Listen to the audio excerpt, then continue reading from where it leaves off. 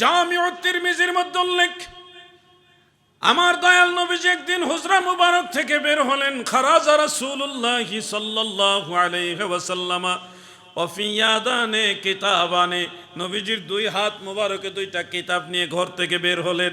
বের হয়ে সাহাবীদেরকে উদ্দেশ্য করে বলতেছেন, আতাদরুনা মা হাযানে কিতাবানে, তোমরা কি জানো এই দুই কিতাবের মধ্যে কি আছে? ভাই দুইটা কি কিতাব, এই কিতাবের মধ্যে কি রয়েছে তোমরা কি জানো? সাহাবাই কারাম বললেন, লা ইয়া রাসূলুল্লাহ, আমরা কেউ জানি না গো দয়াল নবী, তবে আপনি যদি আমাদের বলেন তাহলে জানতে পারি।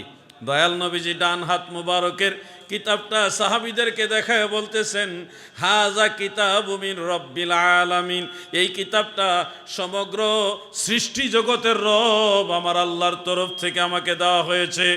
এই কিতাবের মধ্যে রয়েছে বাবা আদম থেকে কিয়ামত পর্যন্ত যত মানুষ জান্নাতে যাবে তাদের নাম, তাদের বাপ দাদার নাম, এবং তারা কোন গ্রামে বসবাস করবে, কোন কবিলা কোন গোত্রের মধ্যে বসবাস করবে, এই বায়োডাটা সহকারে এখানে লেখা আছে। আমার দয়াল নবী বলেন, এই লোকগুলির মধ্যে একজনও কমানো হবে না, একজনও বাড়ানো হবে না। তারা যারা জান্নাতে যাবে তাদের সবার নাম এখানে আছে, আমি রাসূলুল্লাহ তাদের সবাইকে চিনি। বাম হাতের কিতাব দেখাই আমার দয়াল নবীজি বলেন, হাজা কিতাবু মির রব্বিল আলামিন, এই কিতাবটা আমার রব, সারা জাহানের রবের পক্ষ থেকে আমাকে দেওয়া হয়েছে।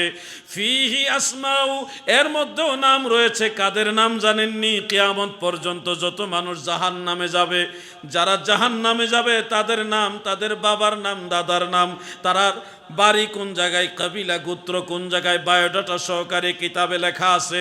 আল্লাহর হাবিব বলেন, এই মানুষগুলির মধ্যে একজনের নাম কমানো হবে না, বাড়ানো হবে না। এই সবগুলি মানুষের নাম এই কিতাবে আছে। আমি রাসূলুল্লাহ কিতাবের মাধ্যমে সমস্ত জাহান্নামী মানুষদেরকেও চিনি। এই হলো আমার দয়াল নবীজির জ্ঞান বা ইলম মুবারক, ইলমে গায়েব যাকে বলে। আমার দাদু গো, আপনারা আমরা যারা আছি মহাজ্ঞানী মহাপণ্ডিত, সবাই কিন্তু ভালো ভালো জ্ঞানী, কেউ আর ছোট জ্ঞানী না, সবাই বড় জ্ঞানী। কিন্তু মনে রাখবেন, আপনি কে কে জান্নাতি, কে কোন হালের, কোন স্তরের, কোন অবস্থার, আল্লাহর হাবিবের কাছে সবগুলো প্রকাশিত। নরম হইয়া যাও গো, নবীর কদমে নেসার হইয়া যাও। দুনিয়ায় যত যাই কিছু করতে পারো পারবা, কিন্তু ময়দানে মাহশারে আল্লাহর হাবিব দয়ার নজরে না তাকাইলে উপায় থাকবে না। একেবারে লাজবাব হয়ে সেখানে দাঁড়ায় থাকতে হবে। এই জন্য মদিনাওয়ালার দরবারে আগের থেকে নেসার হয়ে যান, আগের থেকে নবীজির কদমে কুরবান হয়ে যান।